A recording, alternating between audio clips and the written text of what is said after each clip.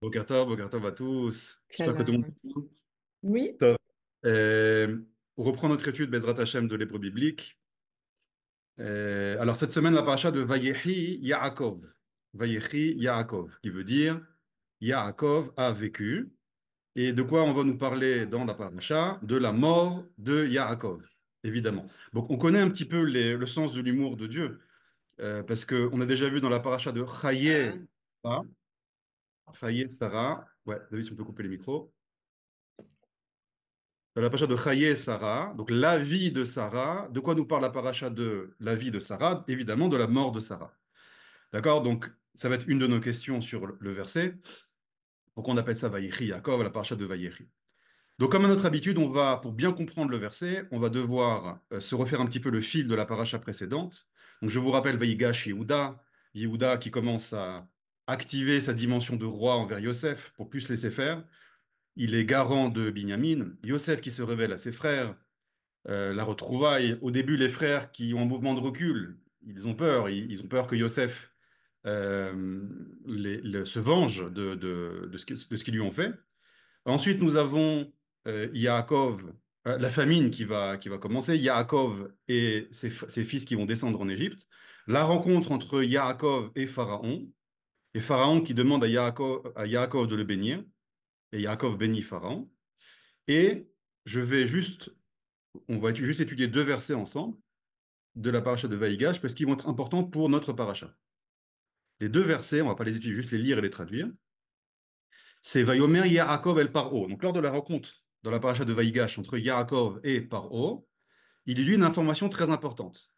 Yeme Shene Megurai, les jours des années de mes installations, littéralement. Alors, je ne vais pas m'attarder maintenant sur la traduction, d'accord, je vais juste arriver à ça. Shloshim ou Me'at Shana. 30 et 100 ans. Traduction, Yaakov dit à Pharaon qu'il a 130 ans. Donc retenez bien ça. Après, ça continue, et le dernier verset de la paracha, c'est Vayeshev Israël be'eretz Mitzraim. Israël s'est installé dans la terre de Mitzraïm. Je vous rappelle que le mot Vayeshev, on l'avait étudié, la différence entre Vayeshev et Vayagor. D'accord? Vayeshev, c'est en tant que Toshav, habitant total, c'est pas en tant qu'étranger. Donc là, on voit que Israël va s'installer pour une longue durée. Il n'a pas l'intention de revenir en terre de Canaan, ce qu'on aurait pu penser. L'intention première de Yaakov, pourquoi il descend en terre d'Égypte, c'est à cause de la famine. Donc si la famine cesse, on pourrait penser que Yaakov retournerait en terre de Canaan. Or non, on voit Vayeshev Israël. Il s'est installé en terre d'Égypte, Be'eretz Goshen, dans la terre de Goshen. La terre de Goshen, c'était le ghetto hébreu en Égypte. Donc les Hébreux ne sont pas vraiment rentrés en Égypte, dans le cœur de l'Égypte. Ça, c'est seulement Yosef qui a fait ça. Mais ils se sont isolés dans une terre au nord-est en direction d'Israël, du sud d'Israël, dans la terre de Goshen. C'était en Égypte, mais c'était isolé du monde égyptien. Vaye ahazu ba, les chos en hébreu, c'est attraper. Donc ils l'ont attrapé, ils ont attrapé cette terre-là. Vaïfrou, vaïrbou, ils fructifièrent et se multiplièrent, mais od, beaucoup. Voilà. Je ne vais pas m'attarder sur ce verset, il y a beaucoup de choses à dire, mais on enchaîne avec Vaïechi. Troisième information très importante, c'est que la paracha de Vaïechi est ce qu'on appelle une paracha stouma. C'est quoi une paracha stouma? Si on prend le Sefer Torah, le passage entre deux parachutes, c'est en général une paracha ptucha. C'est quoi une paracha ptucha? Je vais vous montrer un exemple. C'est un espace entre les deux parachutes. Alors, je vais vous montrer un exemple. Par exemple, alors, est-ce que j'ai mis ça? Voilà.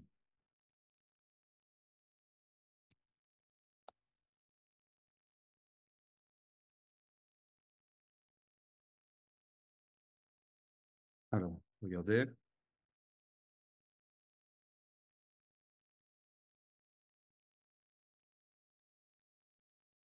Voilà. Ça, c'est le passage, par exemple, entre la paracha de Miketz et la paracha de Vaïgash. Donc là, c'est écrit comme ça dans le Sefer Torah.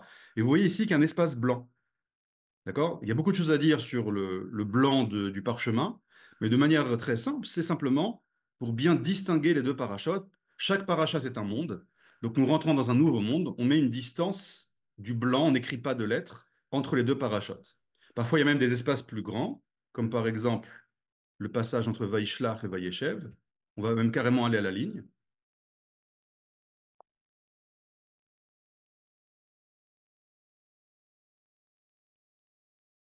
Voilà, là, c'est le passage entre Vaishlach et Vayeshev. Vous voyez, il y a encore cet espace blanc, et carrément, on va même à la ligne. Donc l'espace, il est même encore plus grand.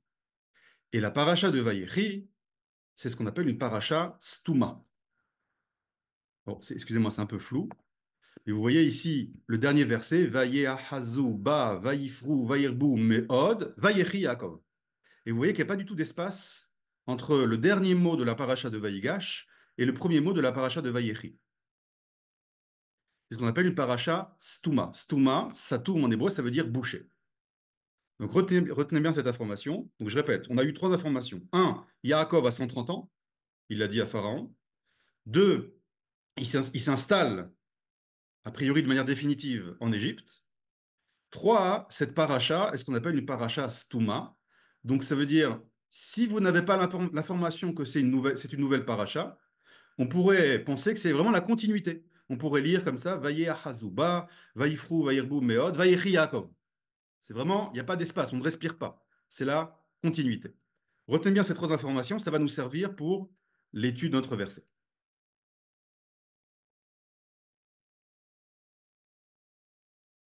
Tov, Vayechi Yaakov. On va commencer comme d'habitude sur l'explication un peu technique des versets. Alors, c'est pas très difficile, il n'y a pas grand-chose à dire au niveau technique, donc je vais aller assez vite. Et j'ai amené ici le deuxième verset de la paracha. Vaïkrevu Yem Israël. On va voir. Alors, Vayechi Yaakov. Donc, comme d'habitude, on a notre vav conversif. Yechi, au futur, Chai, Chaim, c'est la vie. Yechi, c'est il vivra. D'accord? Dans le Tanakh, Yechi, ça veut dire, on peut dire Yechi HaMelech. Yechi HaMelech, c'est vive le roi. Quand on dit vive le roi est mort, vive le roi. En hébreu, ça se dit Yechi HaMelech. Yechi, littéralement, ça veut dire il vivra le roi. Donc Yechi, c'est il vivra. Le vav conversif transforme le futur en passé, donc a vécu Yaakov, Be'eretz Mitzrayim, dans la terre d'Égypte. Sheva Esre Shana, 17 ans. Vahi Yeme Yaakov Shene Chayav, et furent les jours de Yaakov, les années de sa vie. Je vous rappelle que le mot Vayehi, on l'avait étudié, vous vous souvenez? On a vu que Vayehi, ça a en général une connotation de tristesse, de douleur, de difficulté. D'accord? Vayehi. Vous avez amené le Talmud, vous vous souvenez, qui disait que on voit parfois Vayehi comme un langage de tristesse, parfois comme un langage de simcha. Donc le terme Vayehi, c'est toujours un terme ambivalent. Ça peut être de la tristesse, ça peut être de la simcha. C'est pas très clair. Et on avait vu l'expression Vayehi bimé, ce fut dans les jours de, à l'époque de, ça c'est obligatoirement un langage de souffrance. Donc ce Vayehi, retenez, ça veut dire furent, et le verbe être en fait au passé. Mais c'est un terme qui est ambivalent. Est-ce que ça introduit quelque chose de positif ou négatif? On va voir. Donc, furent les jours de Yaakov, Shene Hayav, les années de sa vie. Alors, pourquoi ici il y a marqué Yémé et Shene? Le nom Yom, en hébreu, au pluriel se dit Yamim. Yamim. Je vais y arriver. Yamim. Et le mot Shana, qui veut dire une année, au pluriel se dit Shanim. Donc on aurait dû dire Yamim Yaakov Shanim Chayav. Pourquoi on enlève le dernier même ici? Donc ça, je parle pour les débutants. Ceux qui sont plus avancés connaissent cette règle-là. Il y a une règle en grammaire hébraïque qui s'appelle l'état construit. En hébreu, la smichut. Et c'est une. Je ne vais pas expliquer maintenant ce que c'est, etc. Ça sera un peu long. Mais sachez que c'est quand vous avez, en une phrase, vous avez deux noms qui se suivent. Et le deuxième nom va donner une sorte de détail, va donner une spécificité au premier. D'accord? Regardez, par exemple, vous avez les jours De qui? De Yaakov. Donc les jours, c'est un terme général. Mais les jours de qui? Ça peut être les jours d'une personne, ça peut être les jours d'un pays, etc. Le deuxième nom, Yaakov, va spécifier de qui on parle. Donc quand vous avez deux noms qui se suivent et le deuxième va, le premier est un terme qui est général, le deuxième est plus spécifique. En hébreu, on va construire, il y aura une formation spécifique de ces deux termes-là, on va les connecter, et ça s'appelle une smichut, un état construit. Évidemment, la traduction est très mauvaise. L'ismor, en hébreu, ça veut dire appuyer, d'accord? Et quelles vont être les conséquences? C'est que, au lieu de dire, en fait, le texte aurait dû dire Yamim Shel Yaakov, les jours de, Shel c'est deux, Yaakov. Donc, qu'est-ce qui va se passer quand on fait une smichut, un état construit? On va enlever le Shel et on va enlever, quand c'est au pluriel, le même. Et ça devient Yeme Yaakov.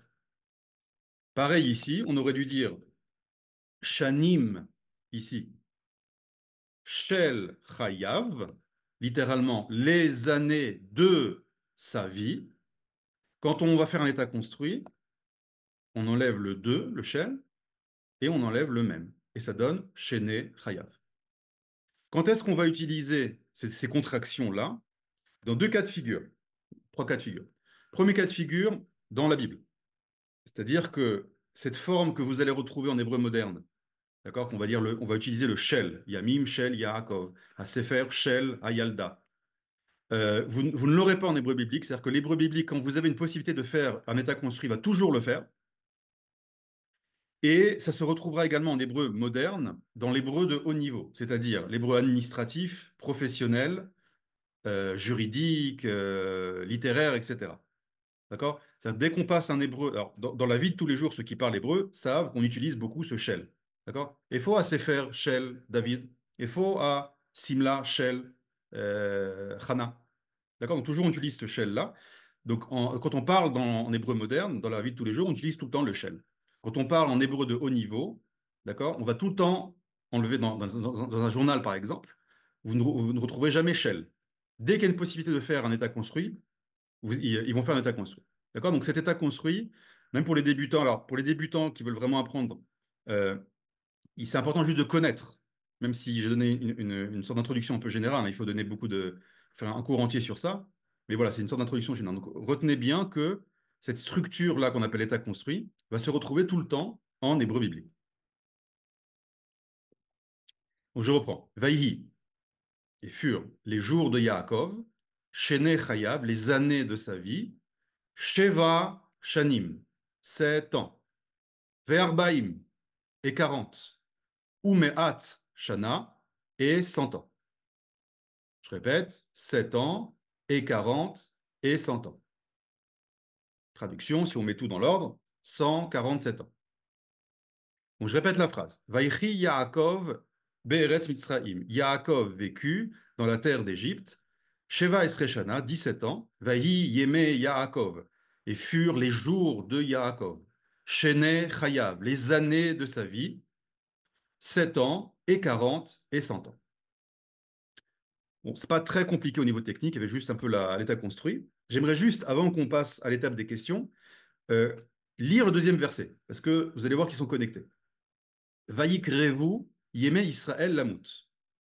Alors, pareil, comme d'habitude, si on ne connaît pas ce mot-là, on va tout de suite voir la racine. D'accord? Pouf, resh, vet. C'est le mot karov, qui veut dire proche. Korban, qui ne veut pas dire un sacrifice. Korban, c'est un élément qui va approcher. D'accord? Le korban va vous approcher de Dieu. C'est pas un sacrifice. D'accord? C'est une mitzvah qui vous approche de Dieu, ça le korban. Et il y a le verbe les it karev, qui signifie s'approcher. Donc vayikrevu, en fait, excusez-moi, là c'est plutôt le verbe lekarev, qui veut dire approcher. C'est pas la forme réfléchie. Les it karev, c'est la forme réfléchie. Je m'approche et j'approche quelque chose ou quelqu'un. Ça c'est lekarev. Donc, au futur, yikrevu, ils s'approcheront. On va parler des jours d'Israël. Ils s'approcheront. Le vav conversif, se sont approchés. Donc, se sont approchés les jours d'Israël, la mout, racine à retenir toujours, met, mavet, la mort. La mout, c'est le verbe mourir à l'infinitif. Donc, si je répète, Vaikrevu yemé Israël, la mout, en bon français, les jours d'Israël se sont approchés de la mort. Les jours d'Israël se sont approchés de la mort. Donc la fin du verset m'intéresse un petit peu moins pour l'instant, mais je traduis rapidement. Vaikra livnon le Yosef, il a appelé son fils Yosef. Vayomer lo, il lui a dit, Imna matzatichen be'enecha, si, s'il te plaît, j'ai trouvé grâce à tes yeux. Simna yadecha tachat yirechi, place, s'il te plaît, ta main en dessous de ma cuisse. Parce que les Hébreux, quand ils faisaient un serment, quand on fait un serment, il faut qu'on lie notre serment à quelque chose d'une dimension kadosh. Or, à l'époque, il n'y avait pas de Sefer Torah sur lequel tu pouvais faire un serment, comme ça se passe quand on fait des serments dans un tribunal rabbinique. La seule chose kadosh qu'il y avait, c'était la Brit Mila. Donc, ils approchaient leurs mains de la Brit Mila. Ils touchaient pas la Brit Mila, mais ils approchaient leurs mains pour faire un serment sur le signe de l'alliance avec Dieu. C'est pour ça qu'à chaque fois que quand Abraham fait jurer Eliezer, pareil, il lui dit de mettre sa main derrière sa cuisse, etc. Donc là, c'est pareil. Donc mets ta main, s'il te plaît, en dessous de ma cuisse. Vers Asita, il m'a dit, Chesed vehemet, et tu feras avec moi du Chesed et de la vérité. Al na tikbereni bemitzraim. S'il te plaît, ne m'enterre pas en Égypte. Voilà. Maintenant, je reviens à mon verset. Alors, j'aimerais connecter les deux choses, le Vaïchi Yaakov, etc., avec Ikberu Yeme Israël Lamut. Ce que j'aimerais maintenant, c'est qu'on commence à se poser des questions. Euh, je vois qu'il y a déjà des questions, très bien. Pourquoi un coup Shana est au plus singulier et un coup Shanim est au pluriel? Pourquoi 7 et 100? Il y a fait meurtre. Alors, pourquoi ici, on te dit Sheva Esre Shana, demande David. Shana, c'était au singulier. Littéralement, Shana, c'est une année. Et pourquoi là, on te dit au pluriel? Shene Chayav, les années. Sheva Shanim, d'accord? 7 ans. En fait, la question de David, c'est plutôt 7 ans, c'est normal. Parce que comme 7, c'est du pluriel, donc Shanim, c'est au pluriel. C'est normal. Mais pourquoi, en fait, ici, le 17, il est au singulier? Donc, première question de David, il nous demande pourquoi,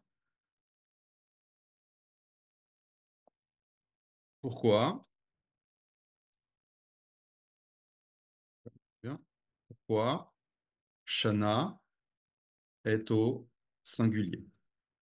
Deuxième question que j'ai vue dans le chat, évidemment, c'est la question qui saute aux yeux tout le temps. Pourquoi, nous demande Rivka, pourquoi on dit 7 ans et 40 et 100 ans? Pourquoi séparer les années? Alors, c'est pas spécifique à Yaakov. Je vous ai amené les versets qui parlent de la mort de, voilà, mort de Abraham, de Yitzhak et de Sarah. D'ailleurs, on va comparer les deux et vous allez voir qu'il y a des différences. Vele yeme shene chaye Avraham. Et voici les jours des années de la vie de Abraham. Pareil, hein, cette expression, les jours des années, il faut aussi comprendre. Asher Chai, qu'il a vécu. Ouais, c'est un style un peu lourd. Voici les jours des années de la vie d'Abraham qu'il a vécu. La brioute. Et là, il dit Me'at Shana, 100 ans, Veshirim Shana, et 70 ans, Vechamesh Shanim, et 5 ans. Donc là, il y a deux questions, trois questions. Un, vous voyez que vous avez une séparation, les centaines, les dizaines, les unités, comme avec Yaakov. Deuxième remarque, deuxième observation, vous remarquez ici que les centaines sont en premier. Chez Yaakov, c'est, qu'est-ce que c'est 7 7 ans. Donc on a d'abord les unités. Arbaïm, après les dizaines, et après les centaines, 100 ans. Donc c'est inversé chez Yaakov. Et troisième remarque, on voit ici qu'on a Me'at Shana, Shivim Shana, Chamesh Shanim. Donc on a le mot année qui est au singulier pour les centaines, au singulier pour les dizaines, et au pluriel pour les unités. Je passe maintenant à Yitzhak. Vaïhiou yeme Yitzhak. Donc là, Yitzhak, c'est intéressant, regardez. C'est le seul où c'est très fluide. Et voici, et furent les jours de Yitzhak. Et tout de suite, on te dit le chiffre. On ne commence pas à te faire un tralouet de Chené, Chaye, Achecha, etc. Me'at Shana, 100 ans, Shmonim Shana, et 80 ans. Chez Yitzhak, vous voyez, c'est très, très harmonieux, très simple, très fluide.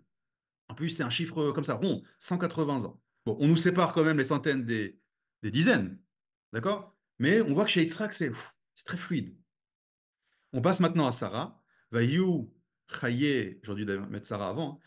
Elle est morte avant Yitzhak. Vayu Chaye Sarah, et furent Lévi, littéralement, d'accord? Le mot Chaïm en hébreu est au pluriel, hein. On va dire la vie de Sarah. Mea Shana, 100 ans. Ve'esrim Shana, et 20 ans. Ve'sheva Shanim, et 7 ans. Shene Chaye Sarah. Ah, il faut nous alourdir un petit peu, donc on va nous ajouter encore des mots. Les années de la vie de Sarah. Totaraba, j'avais compris. Mais tu me le dis quand même. Donc évidemment, ici, il y a un chidouche, quelque chose de spécial. Mais qu'est-ce qu'on voit ici? Et on voit déjà deux choses. Comme avec Abraham et comme avec Yitzhak. Donc déjà, on nous sépare les centaines, des dizaines des unités. Et deuxièmement, vous voyez que chez les trois, on met d'abord les centaines, après les dizaines, après les unités. Donc chez Yaakov, ça va être inversé. Donc en fait, il y a une double question chez Yaakov. C'est, on a dit pourquoi séparer les années? Et une autre question, pourquoi inverser les années? Sous-entendu par rapport à Abraham, à Sarah et à Yitzhak. Est-ce qu'il y a d'autres questions sur le verset? Alors, dans le chat, pourquoi Yaakov premier? Ah, il a fait. Bien sûr, Dina Simcha nous dit pourquoi Yaakov dans le premier verset, puis on switch à Israël. D'ailleurs, je fais remarquer, le verset juste avant Vayechi, c'est Vayeshev, Israël. Vayechi, Yaakov. Vayikrevu, Yeme, Israël. Donc pourquoi tu me switches à chaque fois entre Yaakov et Israël? Je vous rappelle que Dieu a dit à Yaakov, on ne t'appellera plus Yaakov, mais on t'appellera Israël. Et à chaque fois, on switch entre Yaakov et Israël. Donc pourquoi ce changement? Très bonne question. Qu'est-ce qu'on a d'autre? Alors, Ariella nous dit, Shana au singulier pour dire que ces 17 ans sont passés comme Sheva Esrei Shana, une seule d'incidence, c'est pareil, mais c'est différent. Il y a fait mode. Ariella, ça va être une des réponses qu'on va donner sur pourquoi il y a cette séparation et pourquoi au pluriel, surtout au pluriel et au singulier. Il a fait, donc je reviendrai sur ce que tu dis quand on passera aux réponses. David nous demande 17 ans, au final. Ah, il a fait. Alors, David nous dit, alors je tourne ce que tu dis en question.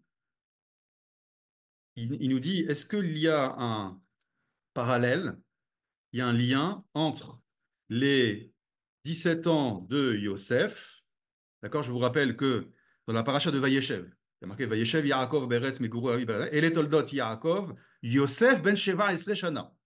Voici les engendrements de Yaakov. Yosef avait 17 ans. Et c'est à ce moment-là où il a été vendu par ses frères. Donc 17 ans de Yosef et donc l'âge de Yosef lorsqu'il a été vendu et les 17 ans, les 17 dernières années de Yaakov. Y a-t-il un lien entre les deux? Et David nous fait remarquer que 17 en valeur numérique, c'est Tov. Et ça, c'est quelque chose qu'on va utiliser aussi. Todarabah David.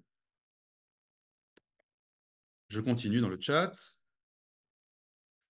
Vahiyu Yeme. Alors Yosef, il faut que tu me dises quelle est la question. Pourquoi Samuel nous demande pourquoi 3 fois na dans le deuxième verset. Alors, je vais d'abord commencer par le troisième verset. Yosef nous demande pourquoi il est si poli avec son fils. Bon, tu me diras, il faut être poli avec tout le monde. Mais demander dans une même phrase 3 fois, s'il te plaît, d'accord? Il y a marqué Vaikra 1, Imna, une fois. Si, s'il te plaît, j'ai trouvé grâce à tes yeux. Simna, place, s'il te plaît, ta main. Alna, ne m'enterre pas en Égypte. Bon, je marque la question, mais je ne sais pas si on aura le temps d'y répondre parce que j'aimerais m'attarder sur le premier verset. Pourquoi trois fois non? Ok. Est-ce qu'il y a d'autres questions? Yémé est un pluriel. Oui, Yémé est un pluriel, effectivement. Et donc, ok, je ne vois pas la question. Alors, excusez-moi, moi j'ai une question, peut-être je vais commencer par cette question-là, en un. Ça va être, je vais la mettre là, c'est pas grave. Ça va être, j'ai commencé par ça, j'ai ouvert le cours par ça, par une petite blague, mais c'est la question. Vayechi, pourquoi tu m'appelles la paracha? Vayechi, appelle-moi la paracha. Vayamot, il mourut. D'accord?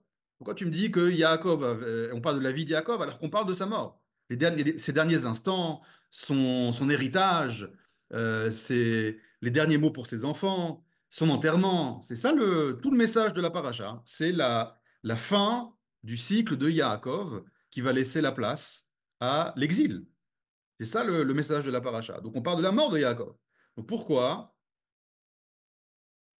Vayechi, alors on parle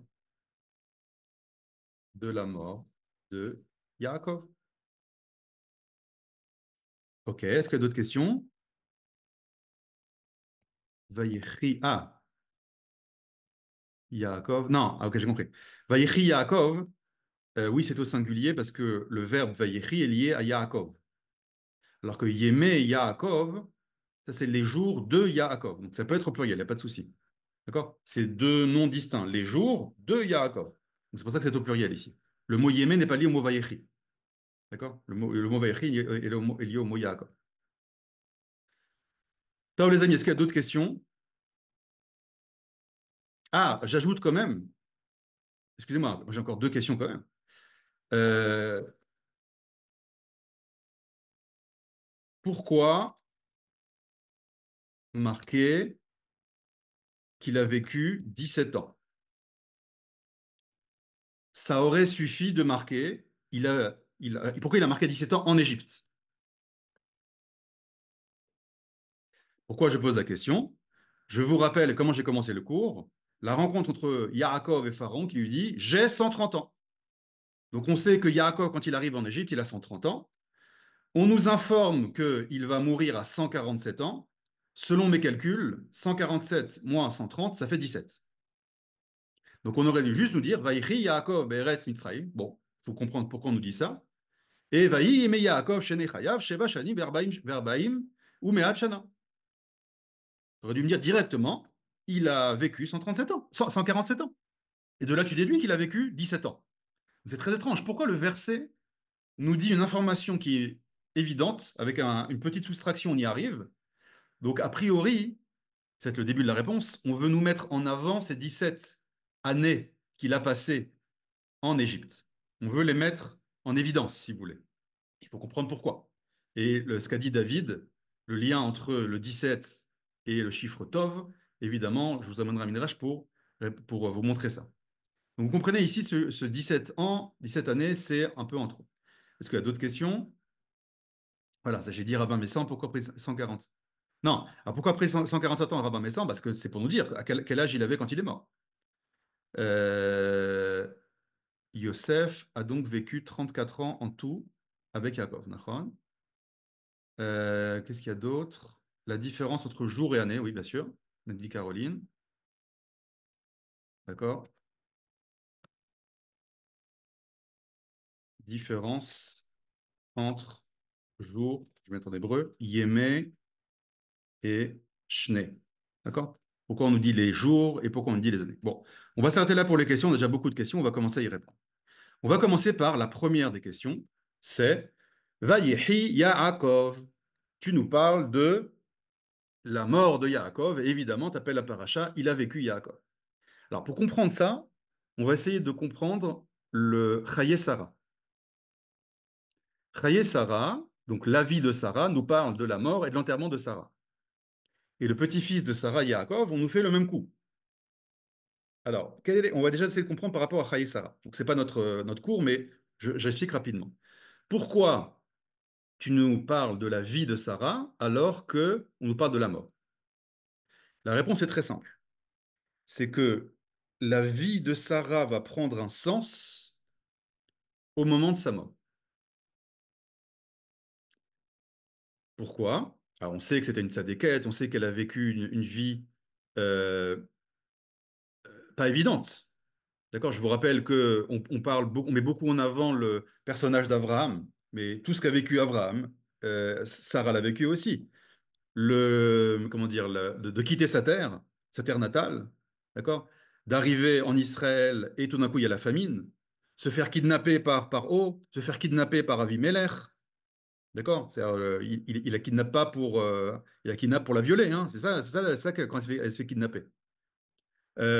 Toute l'histoire, enfin, déjà sa souffrance d'être une femme stérile, de ne pas pouvoir donner la vie à un enfant et qui pourra accomplir la promesse de Dieu.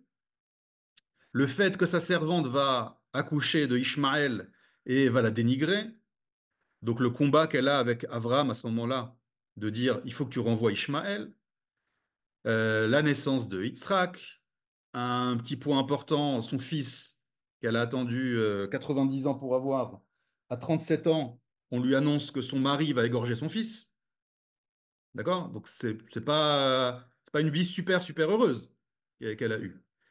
Et d'ailleurs, son midrash, c'est ça qui la tue. D'accord? On dit que le Satan lui a montré l'image, euh, lui a montré l'image de la Kedat Yitzhak, et elle a une sorte comment dire, d'angoisse énorme, et son âme est partie. Et elle est morte comme ça. C'est comme ça dit le Midrash. Et d'ailleurs, on voit qu'il y a une juxtaposition entre la Kedat Yitzhak et la mort de Sarah, évidemment. Donc on voit que c'est une femme qui a vécu une vie difficile, avec beaucoup d'émouna, et avec par contre un grand idéal. Pourquoi je vous ai dit que la mort de Sarah, c'est la réussite de sa vie? C'est pas parce qu'on idéalise la mort, au contraire, dans le judaïsme, c'est l'inverse. On idéalise la vie. Mais c'est que lorsque Sarah meurt, ça va être la première fois que cette famille des Hébreux, en tout cas la famille d'Abraham, va avoir un choix gorali, euh, un choix qui est lié au destin de la suite du projet. Je m'explique. Souvenez-vous qu'on avait étudié dans la paracha de l'Ech Lecha que Abraham, a priori, c'est quelqu'un qui a une tendance cosmopolite.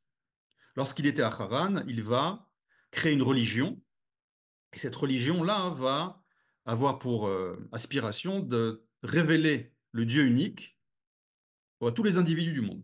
Donc il va convertir les gens à sa religion. Or, Sarah, donc après il reçoit l'Echlecha, que finalement abandonne tout ça et tu vas créer une nation sur la terre d'Israël. Mais on va voir que Abraham, c'est pas évident. Il a une tendance naturelle, comme c'est quelqu'un de chesed, au cosmopolitisme. Or, Sarah a un lien très profond avec la terre d'Israël. Elle comprend tout de suite le message, elle comprend d'ailleurs le danger de Ishmaël. D'accord? C'est pas pour rien que Ishmaël va plus tard créer la religion monothéiste cosmopolite. D'accord? Ishmaël, l'islam, c'est quoi? C'est une religion d'un Dieu unique adressée à tous les individus de la terre. Bah, c'est exactement le projet d'Abraham avant l'Echlecha. Donc c'est pour ça que Abraham voit quelque chose de grand en Ishmaël. Il voit son potentiel. Mais c'est pour ça aussi que Sarah voit le danger d'Ishmaël pour le projet d'Israël. Et donc, quand Sarah meurt, bah, il faut l'enterrer. Or, quand tu enterres quelqu'un, c'est la question qui va se poser à Abraham, c'est où on va placer les racines du projet des Hébreux. Si on l'enterre en Israël, c'est fini. Le projet des Hébreux, il est enraciné dans la terre d'Israël. Donc la mort de Sarah a obligé Abraham de prendre une décision et de se battre pour acheter le caveau de Marpella et pour sceller totalement, d'accord, la direction du projet des Hébreux, qui est le lien à la terre d'Israël. Ce n'était pas toujours évident pour Abraham. Si on analyse tous les versets, vous voyez qu'il y a à chaque fois une tension entre son projet cosmopolite et le projet national. Donc la mort de Sarah, pourquoi on l'appelle la vie? Parce que toute sa vie a eu un sens à ce moment-là où Abraham a été obligé d'enraciner la première des matriarches dans la terre d'Israël. Donc ça, c'est par rapport à Chaï Sarah. Maintenant, Yaakov, c'est un petit peu différent. Vayechi Yaakov. En fait, pourquoi j'ai lu en général, je décortique toujours le premier verset après le second, parce qu'en fait, il faut lier les deux. Vayechi Yaakov Be'eretz Mitzrayim, Yaakov vécut en terre d'Égypte, juste après, et les jours d'Israël s'approchèrent de la mort. Et là, en fait, il y a un parallèle évident que nous fait le verset pour nous dire qui va vivre à ce moment-là, c'est Yaakov. Et la vie de Yaakov, ça va être la mort d'Israël. Qui est Yaakov? Qui est Israël? Donc la vie de Yaakov en Égypte, c'est la mort d'Israël. C'est-à-dire que le temps de Yaakov va débuter et le temps d'Israël va mourir. Qui est Yaakov? Qui est Israël? Yaakov, c'est le nom de Yaakov qui désigne l'exil.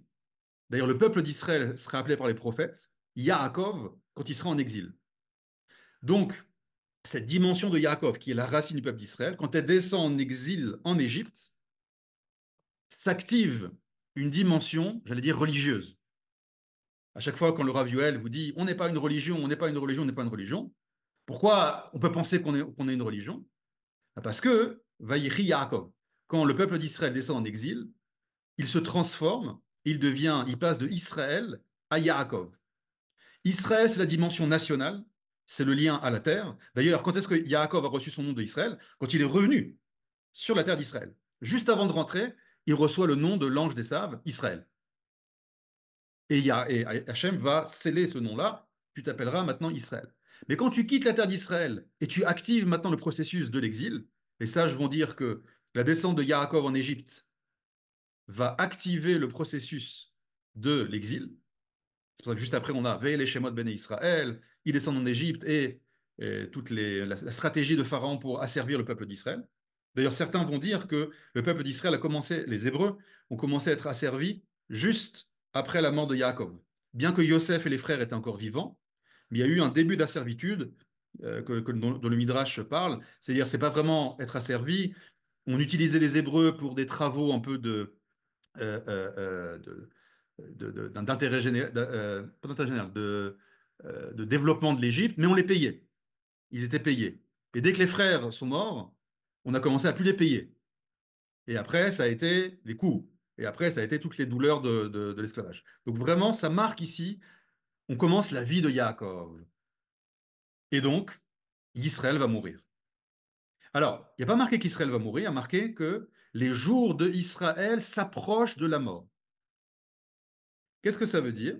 Ça veut dire que lorsque le peuple d'Israël descend en exil, la flamme de la nation, bien qu'elle meure, n'oubliez pas que le prophète Ézéchiel appelle le peuple d'Israël en exil des ossements desséchés, des ossements desséchés. Mais la flamme d'Israël, c'est une petite flamme et qui va se maintenir en vie. Donc on est proche de la mort d'Israël, mais il y aura toujours l'espoir dans le cœur des Béné Israël, d'accord?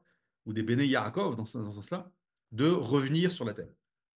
Donc vous voyez ici, il y a un parallèle très intéressant entre le début de l'exil, mais la conservation de la flamme, du souvenir de ce qu'est réellement le peuple d'Israël. Ce que vous rappelle le Raviol tout le temps, on n'est pas une religion, on est une âme collective, une dimension nationale, le lien à la terre, etc., etc.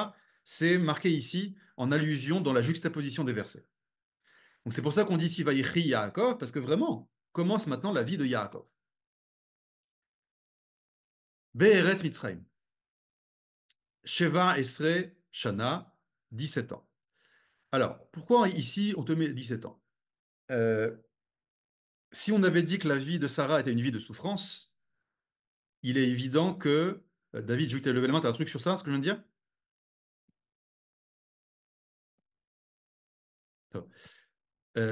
Il est évident que la vie de Yaakov était encore plus de souffrance. D'accord? Si on refait le fil très rapide, dans le ventre de sa mère, il se dispute avec son frère. Lorsqu'il naît, il va attraper le pied de son frère. Il va devoir récupérer le droit d'aînesse. Il va fuir la haine de son frère qui veut l'assassiner. Il va se faire comment dire, manipuler, arnaquer par son beau-père pendant 20 ans. Son beau-père veut le tuer. Il arrive en Israël, son frère veut le tuer. Il se prépare à la guerre. Après, il se fait attaquer par un ange. Après, il y a sa femme qui va mourir, Rachel, quand elle enfante son fils. Avant ça, il y a sa fille qui se fait violer. Après ça, il y a ses deux fils qui tuent une ville entière. Et donc, il met en danger toute sa famille. Il avait peur que Shimon et Lévi, quand ils tuent Shrem, la ville de Shrem, Il avait peur que tous les peuples de Canaan se liguent contre Yaakov. Ensuite, évidemment, l'histoire avec Yosef. Son fils bien-aimé meurt, d'accord, est tué par une bête féroce. Il ne sait pas qu'il est vivant. Ensuite, il a la famine. Il y a la famine. Ensuite, il y a son fils Shimon qui se retrouve en prison en Égypte. N'oubliez pas que quand la première fois que les frères arrivent chez Yosef, Yosef garde en captivité Shimon. Ensuite, on lui demande de donner Binyamin. Et finalement, il y a la famine et il doit descendre en Égypte, en exil. Lui qui est un grand amoureux de la terre d'Israël. Donc c'est une vie qui est très, très, très, très difficile. Mais les 17 dernières années de sa vie, pourquoi on te les met en avant ici? Donc c'est la raison pour laquelle on aurait pu faire un calcul, te dire 147 ans, et tu aurais compris tout de suite que c'était 17 ans. Non, on veut te les mettre en avant, c'est ce que dit le Midrash. Qu'est-ce qu'il y a le Midrash? Voilà. Le Midrash Tana Deve Eliyahu. Alors, Tana Deve Eliyahu, c'est un Midrash qui a été écrit par Rav Anan.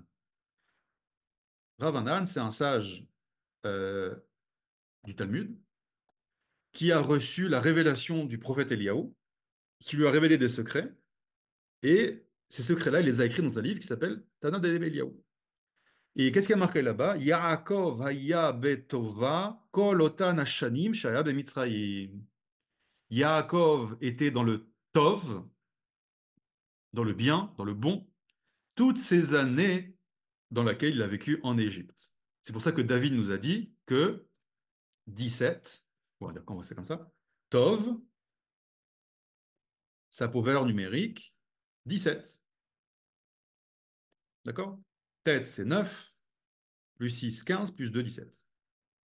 Donc, on veut te mettre en avant ces 17 années pour te dire que ces 17 années étaient différentes des 130 ans qu'il a passés. Les 130 ans qu'il a passés étaient des 130 ans de grande, grande souffrance. D'accord? Yaakov, c'est le tzaddik. Si Abraham, c'est le tzaddik du chesed, d'aller vers l'autre, toujours prendre des initiatives et d'agir, Yitzhak, c'est le tzaddik du din. Lui, c'est la structure, c'est une sorte de passivité kadosh, pas une passivité de fainéantise, une passivité de structure. Yaakov, lui, ça va être le tzaddik de l'équilibre et surtout savoir vivre sa émouna dans les difficultés et la souffrance. Personne n'a autant souffert, n'a vécu autant de drames que Yaakov. Peut-être Job. Peut-être Job. Euh, mais à part ça, c'est Yaakov, dans le top 3 des souffrances de ceux qui ont souffert dans le Tanakh. Donc si on reprend ici, Vayechi Yaakov, Be'eretz Mitzrayim. D'ailleurs, on avait une question qu'on n'a pas posée. Tu aurais dû dire Vayechi Yaakov, point, ou virgule. On m'a rabâché depuis des versets qu'il est en Égypte maintenant. On le sait qu'il est en Égypte. Juste avant, tu m'as marqué Vayeshev Israël, Be'eretz Mitzrayim. D'ailleurs, regardez, si on fait la juxtaposition, on a 3 versets. Vayeshev Israël, Be'eretz Mitzrayim, Vayechi Yaakov, Be'eretz Mitzrayim. On revient à ce que je disais tout à l'heure. Israël va s'installer de manière définitive en Égypte, et donc Yaakov va vivre. Si c'est Israël qui va s'installer en Égypte, il n'y a pas marqué Vayagor Israël. Israël va s'installer comme un étranger. Vous vous souvenez, Vayagor, c'est guerre, comme un étranger. Il s'installe de manière définitive, ça y est, c'est fini. Il sait qu'il va mourir là-bas. Ah, s'il s'installe de manière définitive, Vayechi Yaakov. Maintenant arrive le moment de Yaakov de vivre, c'est-à-dire la dimension d'exil, la dimension individualiste, individuelle de Yaakov. Et c'est pour ça que juste après, on te dit, Vayikrevu, Yemé Israël, Lamut. Et Israël meurt, mais il y a cette flamme qui est conservée. Euh, Tov, ouais, il est déjà tard. Qu'est-ce que je peux dire maintenant? 17 ans en Égypte, la séparation. Bon, attendez, je vois qu'il y a des questions. Yosef n'était pas en Égypte pendant 22 ans, oui. Attendez. Top. Ok, je continue pour l'instant. Alors, qu'est-ce qu'on a d'autre? Qu'est-ce que je voulais vous dire ici? Yaakov Israël, on en a parlé. Ah, voilà. Euh, je vais parler d'autre chose, si vous permettez. Juste, voilà, je vais vous amener un commentaire. J'hésite à l'amener parce que c'est un truc un peu de Kabbalah et je fais du chat. Mais, top. Bon, je vois si... Donnez-moi 2 secondes. Top. Avant ça, hein, on a le Or HaChaim Akadosh qui va se poser aussi la question, on aurait pu se poser, c'est pourquoi Yaakov vit 147 ans. Combien de temps il aurait dû vivre, Yaakov? Il aurait dû vivre 180 ans. Pourquoi 180? Il y a une sorte de plénitude dans ce chiffre-là. Je ne vais pas expliquer pourquoi maintenant. Mais vous remarquez qu'Abraham a vécu 175 ans, donc c'est très proche des 180. Et le Midrash nous dit pourquoi il n'a pas vécu 180 ans, quand va vivre son fils. Parce que Dieu lui a retranché 5 années, pas par punition, mais au contraire par amour. Parce que à l'âge de 175 ans, Esav, lui, avait 15 ans, Esav et Jacob, et c'est là où il a commencé à la tset et tarbut ra'a. C'est-à-dire, il a commencé à littéralement sortir de la culture du mal. Traduction, les sages nous disent, il a commencé à faire ses premiers viols et ses premiers meurtres à l'âge de 15 ans. Et pour éviter que, parce qu'il y a marqué, Hachem a promis à Abraham qu'il mourra dans une vieillesse, mais seva tova, dans une bonne vieillesse. Et une bonne vieillesse, c'est que tu n'as pas de maladie. Et surtout, c'est que si tu vois ton petit-fils qui devient un violeur, un assassin, je ne pense pas que ce soit quelque chose de très bien pour un grand-père. Pour lui éviter de voir ça, Dieu lui a retranché 5 années. Donc il aurait dû vivre 180 ans, Abraham. Yitzhak aurait dû vivre 180 ans. Et Yaakov aurait dû vivre 180 ans. Mais on voit que lui ont été retranchés 33 ans. Alors, pourquoi 33 ans? Le Midrash dit quelque chose de très étrange. Il lui dit, ça lui a été retranché parce que lorsque Lavan, vous vous souvenez que Lavan qui poursuit Yaakov et sa famille, il lui dit, ah, comment vous êtes parti et vous m'avez volé mes dieux. En plus, vous m'avez volé mes dieux. C'était Rachel, la fille de Lavan, qui avait récupéré les idoles de son père. Elle lui avait caché comme ça. Et Yaakov lui dit, mais comment tu peux m'accuser d'avoir volé tes dieux? Et il va dire une phrase très malheureuse, Yaakov. Il va dire cette phrase-là. Im asher timsa, donc c'est dans Bereshit 31-32. Im asher timsa et Elohecha, si celui avec lequel tu trouves, enfin, celui chez qui, on va dire, tu trouveras ton Dieu, lo yehye, il ne vivra pas. Et il ne savait pas que, parce que lui, pour lui, c'était une évidence que personne de sa famille va récupérer des idoles. Il ne savait pas que sa femme Rachel avait récupéré ces idoles-là, et il a dit de sa bouche, lo yehye, cette personne mourra, et Rachel est morte. À ce moment-là, quelques semaines après, elle est morte en donnant naissance à Binyamin.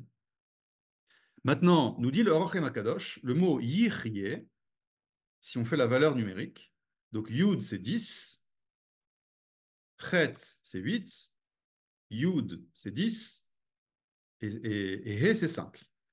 Ça fait combien? Ça fait 33. Et nous dit le Orachem Akadosh, Dieu lui retranche, 30, il aurait dû vivre 180 ans, il lui retranche 33 années à cause de ce mot yihye qu'il a dit.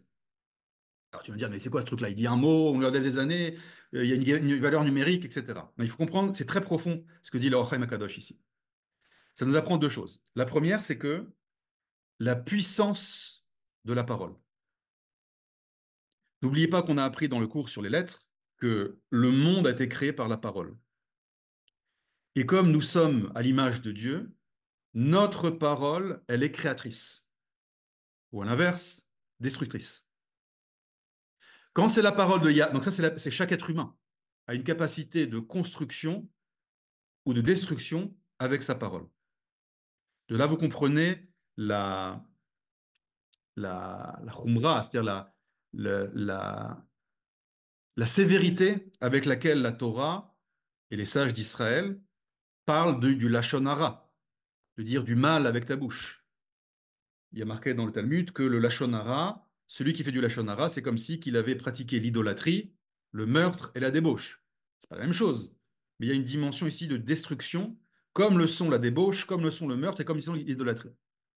Donc, vous voyez la puissance de la parole de n'importe quel être humain. Mais quand on parle maintenant de la puissance de Yaakov, d'accord, on dit que le visage de Yaakov est gravé sur le trône céleste. D'accord, c'est des choses très très profondes ici. Yaakov, il fait partie de la roue du char céleste. Donc quand Yaakov parle, ça a un impact immédiat dans la réalité. Donc, quand il dit lo yichye tout de suite. Ça agit tout de suite. Donc ici, en fait, ce n'est pas une punition de Yaakov, c'est une sorte de conséquence naturelle. Le Maharal de Prague dit, tu sais que dans la Torah, il n'y a ni récompense ni punition. Comment ça? Le Maïmonide nous dit que un des 13 principes de foi, c'est d'avoir la Emouna, qui a justement en punition Sachar Vaonesh. Il y a des conséquences à mes actes. Il dit oui, il y a Sachar Vaonesh. Mais c'est pas Sachar Vaonesh, c'est-à-dire récompense et punition, comme tu peux le penser. Comment toi tu penses récompense et punition? Dieu me dit de ne pas transgresser Shabbat, j'ai transgressé Shabbat, Dieu regarde ça, ah, c'est pas bien ce que tu as fait, tu vas recevoir une punition maintenant. C'est-à-dire, la faute et la conséquence ne sont pas liées. Il y a une faute, il y a un jugement, et après, il y a une conséquence qui arrive suite au jugement. Le Maharal dit non, c'est pas comme ça. Et la récompense, c'est pareil. Dieu m'a dit, mets les tefilines, j'ai mis mes tefilines, j'ai une récompense. Il dit non, c'est pas comme ça. Il dit que de la même manière que le monde physique est structuré par des règles de cause et d'effet, par exemple, si je mets ma main dans de l'eau, la conséquence va être que ma main va être mouillée. Si j'ai une main sale, je la mets dans de l'eau, la conséquence, c'est que ça va nettoyer ma main. Ce n'est pas une récompense de Dieu, c'est une conséquence naturelle. L'eau a des propriétés que quand je mets quelque chose de sale dedans, ça va la nettoyer. À l'inverse, si je mets ma main dans du feu, la conséquence naturelle va être mauvaise. C'est pas une punition. Si quelqu'un met la main dans du feu et après se brûle, ah là là, Dieu, pourquoi tu es si méchant? Pourquoi tu m'as puni? Ben non. Tu sais que tu as une règle, une conséquence naturelle. Si tu touches du feu, tu te brûles. Le feu, ça brûle et l'eau, ça mouille, comme on dit dans la chanson. Le Maharal dit que de la même manière qu'il y a une structure dans le monde physique de cause et d'effet, c'est exactement le cas dans le monde spirituel. C'est-à-dire, c'est quoi les mitzvot positives et négatives? C'est un cadeau énorme de Dieu, dit le Maharal, c'est qu'il nous révèle les structures spirituelles avec leurs causes et leurs effets. Donc il dit, si maintenant tu transgresses Shabbat, la punition qui dit, c'est pas, c'est la main dans le feu, mais dans le monde spirituel. Donc ça ne vaut pas la peine de transgresser Shabbat parce que tu auras une conséquence qu'on appelle nous punition, mais c'est la conséquence spirituelle de ça. Ça vaut la peine que tu respectes tes parents parce que la conséquence spirituelle, c'est ça. Ça dit le Maharal de Prague. C'est très important. Donc ici, ce n'est pas une punition que dit Dieu. C'est Yaakov qui, peut-être par manque de vigilance ici à ce moment-là, peut-être par, si j'ose dire, impulsivité, mais plus un ras-le-bol de ce beau-père, il n'en peut plus, ça fait 20 ans qu'il lui pourrit la vie, lui balance l'oyérier, parce que pour lui c'est tellement évident. Peut-être qu'il aurait dû faire un petit peu attention, d'accord, je mets des pincettes parce que quand on parle des, entre guillemets, des fautes, des avots, il faut faire très attention parce que s'ils sont tellement à un niveau, on n'a même pas idée. Et la conséquence, ça a été immédiatement l'oyérier pour sa femme et aussi pour lui. C'est lui qui s'est amené à lui-même les 33 ans. Donc c'est pour ça qu'il n'a vécu que 147 ans et pas 33 ans, et pas 180 ans. D'accord. Alors maintenant, pourquoi 33, pourquoi Yéhi, etc. Ça, je ne vais pas rentrer dans sa maths. J'ai beaucoup de choses à dire. Je voulais vous amener un petit pirouge de Kabbalah du Maran Achida. Mais est-ce qu'on fait? Est-ce qu'il y a des questions? Est-ce qu'il y a des questions? Top. Est-ce que ça vous tente un petit pirouge de Kabbalah du Maran Achida? Comme on termine le Bereshit, allez, on se fait un petit kiff. Euh, le Maran Achida dit comme ça. Maran Achida, c'est Rabbi Chaim Yosef David Azoulay, qui était un grand sage et kabbaliste d'Israël, séfarade. Et il dit comme ça. Il donne ici, en général, je dis toujours le pshat, mais voilà, pour se faire un petit kiff, on va faire un pirouge de Kabbalah de Vayechi. Il dit En efsek ben parasha zo leha kodemetz. Et ce pirouge-là, vous allez voir qu'il va répondre à beaucoup de questions.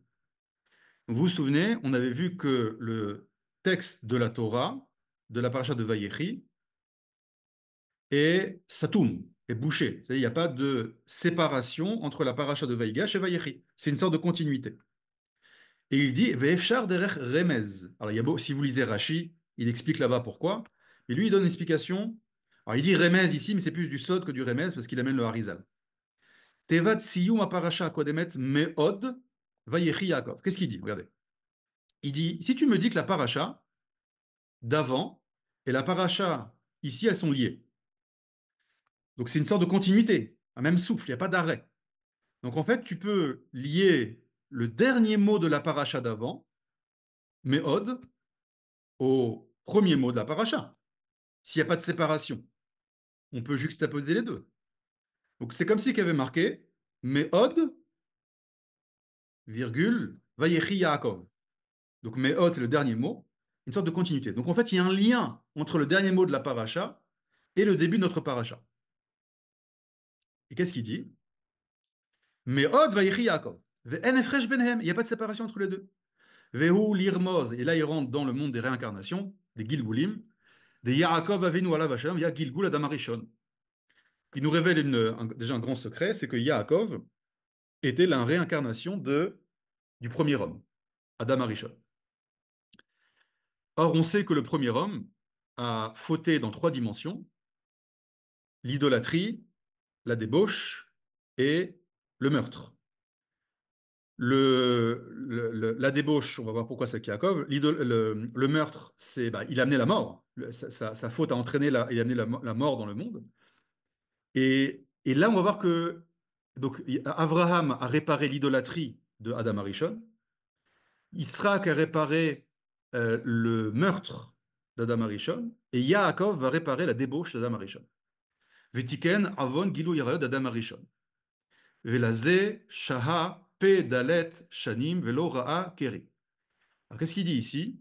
Que Yaakov, la première fois qu'il a eu un rapport intime avec sa première femme, Léa, il a attendu 84 ans. Et en 84 ans, il n'y a pas une goutte de semence qui est sortie de lui. Uketiv kochi vereshit oni, ukeneged kuf lamed shana, chez Parash Adam Arishon mishto, ubotan kuf lamed shanim, chaza leonse, saval Yaakov. Alors qu'est-ce qu'il dit? Il dit que on a Yaakov qui va vivre 130 ans plus 17 ans. Maintenant, le Harizal nous dit que Yaakov est la réincarnation de Adam Arishon. Or, Adam Arishon, pendant 130 ans, suite à la faute, il s'est séparé de sa femme. Et là-bas, alors évidemment, c'est imagé, c'est très profond, il faut expliquer là-bas, mais là-bas, il y a marqué que pendant 130 ans, il a dispersé sa semence et ça a dispersé des étincelles de sainteté. Je vous rappelle que quand on parle de Adam, de Chava, Jardin d'Éden, ce ne sont que des dimensions spirituelles. On ne parle pas ici d'un fruit, d'un serpent, etc., etc. Je vous invite à écouter le cours de Bereshit du Rav Cherki, d'accord? Il est sur YouTube, il explique là-bas en profondeur c'est quoi ces dimensions, etc. Donc ici, on parle évidemment de dimensions très profondes et spirituelles. Et donc pendant 130 ans, dans le domaine spirituel, il n'y a pas eu de lien entre l'âme de Adam et l'âme de Chava. Et il y a une dimension qu'on appelle la perte de semence. Donc c'est des énergies de Adam qui se sont dispersées, si vous voulez. Et ça a créé beaucoup de destruction, ces choses-là, beaucoup de distorsions dans le monde. D'ailleurs, le Midrash dit, à ce moment-là, ça a donné naissance aux démons. Pareil, les démons, c'est des entités spirituelles, d'accord, de mal, pour faire très simple. Et donc, pendant 130 ans, Yaakov va souffrir. Pourquoi il va souffrir? Parce que c'est la réincarnation de Adam. Et donc, il a réparé ces 130 années de débauche, entre guillemets, d'accord, de Adam. Et je continue. Voilà. Et c'est pour ça qu'il dit à Pharaon, mais regardez ce qu'il dit à Pharaon. Il lui dit, j'ai pas dit tout le verset. Quand il parle à Pharaon, voici les années de ma vie sont 130 ans. Bon, déjà, excuse-moi, mais qu'est-ce que Pharaon, il s'en fiche de savoir quel âge tu as? Non, c'est important pour lui de dire. Et il ajoute, Me'at verraim hayu. Mes jours étaient un peu comme concentrés et étaient mauvais. Il y avait beaucoup de mal dans ce monde-là, dans cette période-là. Et pourquoi qu'est-ce qu'il s'en fiche, Pharaon, de ça? En fait, dit le Harizal, que Yaakov ici révèle un secret, c'est qu'il révèle que ces 130 années de souffrance qu'il a vécues, c'est pour réparer le mal qu'a fait Adam Arishon. Parce que Yaakov, c'est la même âme que Adam Arishon. C'est la réincarnation de son âme. Donc on comprend déjà pourquoi il y a ces 130 ans de souffrance et pourquoi on les met en avant, si vous voulez. Le chiffre 130 apparaît ici. Je continue. Leorot ki tiken tikun gamour yashav be'eretz Mitzrayim ervat haaretz tov shana be'ashket u'betar ve'chaim tovim ve'zer remes tevat me'od otiot adam. Donc qu'est-ce qu'il dit? Vous vous souvenez que ce qu'a dit David tout à l'heure, que les 17 c'est gematria tov. Maintenant, nous on a dit tov, c'est juste il n'a pas eu de souffrance. Et pourquoi il n'a pas eu de souffrance? Dit le Harizal, parce qu'il a fait la réparation. Comme il a réparé cette dimension chez Adam Arishon des 130 ans, maintenant, il a plus lieu de souffrir. Donc il vit dans le tov, il vit dans le bien. Et il nous dit, il y a une autre allusion à tout ce qu'on vient de dire, c'est que si on reprend le verset, vous vous souvenez, le dernier mot du verset, c'est Me'od, et ensuite Vayechi Yaakov. Maintenant, Me'od, vous voyez ce mot-là, Me'od, si vous permutez les lettres, qu'est-ce que ça donne? Adam, Adam. Donc vous voyez ici que la dimension Adam chez Yaakov a été réparée, et tout de suite, Vayechi Yaakov, 17 ans. Et maintenant, il y a une nouvelle vie qui va commencer de Yaakov, qui va être ces 17 années. Bon, après, il continue, je ne vais pas trop rentrer dans le truc de Kabbalah, après, il parle du Yesod, de la Malchut, etc. Je m'arrête là. Voilà, c'est juste pour vous faire goûter un petit peu de temps en temps, un petit pirouche de Kabbalah. Voilà, on a l'habitude de parler de Pshat, mais on fait un peu de Kabbalah. Rabbi Messan avait une question. Allez-y, Rabbi Messan.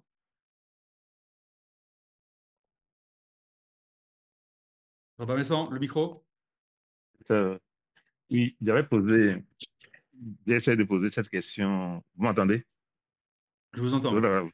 Quelqu'un, je vous entends. Oui. Sur, quand j'avais dit pourquoi préciser 147 ans, effectivement parce qu'il devait vivre 180 ans. Et il a dit là-bas parce qu'il s'est plaint devant Pharaon, il a dit 25 mots, et qu'il a suscité aussi la question de Pharaon qui est 8 mots. Ça fait 33 mots, et c'est ça qu'on vient le retrancher. C'est pourquoi on nous précise que c'est 147 ans. Quelqu'un, il y a fait Meod, et vous voyez que ce que vous dites là, c'est une deuxième version pourquoi lui ont été retranchés 33 Oui, ans, et c'est lié aussi à la parole. oui, oui. Toujours lié à la parole. D'accord? Vous voyez Oui. la puissance de la parole de Yaakov, Mhm. c'est une puissance, c'est une parole agissante dans la réalité. Et je vous rappelle que pourquoi on nous parle de ça, c'est pour dire que nous aussi, on a cette capacité-là, peut-être pas avec autant d'intensité que Yaakov, mais plus on devient sadique, plus on révèle ces capacités qui sont en nous. Mais sachez que c'est en nous. On a aussi une parole agissante qui peut construire la réalité. Et à l'inverse, faire attention à ne pas détruire. Allez-y, Evelyne, le micro. Ah, merci. Bonjour, bonjour. Salam. Shalom. Euh, alors, je me posais la question de la réparation du tikkun. C'est-à-dire que pour moi, il n'y a pas du tout de notion de morale dans la notion de réparation de tikkun, mais plutôt une transformation, un aspect transformationnel positif. Et comment on le présente là, ça paraît être, quand vous dites la souffrance pendant 130 ans due au fait que c'est la réincarnation d'Adam Arishon, ça laisse sous-entendre qu'il y a cette dimension de punition ou de souffrance indispensable pour pouvoir passer à un autre niveau. Alors c'est une question que je me pose, il y a un côté de moi qui ne l'accepte pas. Euh, Et vous avez raison de ne pas l'accepter parce que ce n'est pas une punition. C'est exactement ce que j'expliquais au nom du Maral de Prague. C'est une conséquence naturelle. C'est-à-dire que si on dit que Yaakov est la réincarnation de Adam, Adam a fait cette. Encore une fois, j'expliquais très très rapidement, j'ai un peu survolé la chose, c'est très profond. On peut passer 1 heure de cours que sur ce petit texte que j'ai amené, hein. Mais juste pour vous faire goûter un petit peu. Mais si on parle que c'est la réincarnation, donc en fait, le tikkun, c'est au contraire, oui, une dimension morale. C'est donner la possibilité à l'âme de Adam Arishon, justement, de réparer ses erreurs. Donc c'est pas une punition, mais c'est au contraire une conséquence naturelle, on avait dit tout à l'heure, et mhm, c'est un chesed de Dieu. C'est un chesed de Dieu de permettre à Adam de pouvoir se réparer à travers l'âme et l'identité de Yaakov. très D'accord? bien. Donc, c'est pas une punition. C'est Ça, pas, c'est c'est une conséquence important. naturelle. Donc la souffrance, Oui. contrairement au christianisme, la Voilà, souffrance c'est ce dans que le j'allais judaïsme, dire. Ça fait penser au quelqu'un, non, j'ai bien compris. La souffrance dans le judaïsme n'est pas du tout un idéal. D'accord? Il y a marqué, Rabbi Yochanan disait à Dieu, ne m'envoie ni épreuve, ni souffrance, ni leur récompense. Voilà. Je ne veux pas. Laisse-moi vivre bien. Oui, Et mais si tu as des souffrances, tu as des récompenses. Je veux pas. Ça reste en haut. D'accord? L'Olam devarecha nitzav bashamaim, qu'on dit à Yom Kippour. Éternellement, les devarecha dibour, c'est les cachets, ça reste en haut. On dit à Kippour que les choses difficiles, les dinim, les xérotes, ça reste en haut. On n'en veut pas, on n'en veut pas. Oui, mais ça aide à réparer, bah c'est pas grave, on va réparer autrement. T'inquiète pas, on va faire tchouva, ça va bien se passer. D'accord? Donc, il n'y a pas du tout d'idéal de la souffrance dans le judaïsme. Au contraire, s'il y a la souffrance, il faut la comprendre en tant que conséquence naturelle en but d'une réparation pour conclure par le tov. oui, D'accord? Vous voyez que ça se conclut par le ça, tov. la finalité, c'est le Tov. Alors, je voulais juste dire cela parce que c'est vrai que c'est tellement ancré en nous, cette dimension du christianisme qui est depuis tant d'années que nous vivons avec, à côté de cela. Alors, ça, c'est une chose. La deuxième chose, c'était le 147 m'interpelle par rapport aux 12 tribus. Ken, pourquoi? Parce que quand on ajoute, ça fait 12, 7, 4, 11 et 1, 12. Donc, je me posais la question, c'est une question comme ça, Je, par je, rapport aux tribus. je Et sais comme pas. Yaakov et Ken. Peut-être, je sais pas, Père. j'ai pas réfléchi à ça, il faut voir. Ok, il faut voir. Merci. Excusez-moi, je m'arrête là parce que j'ai déjà dépassé de 5 Oui, minutes. d'accord. Top. D'accord. Excusez-moi, voilà, j'ai vu qu'il y a des questions dans le chat. Je suis désolé, j'ai pris un peu de temps, mais je voulais vous faire goûter un petit peu un pirouche Alpi Kabbalah. Alors, Toda on rabba. passe, avec plaisir, on passe à l'hébreu moderne.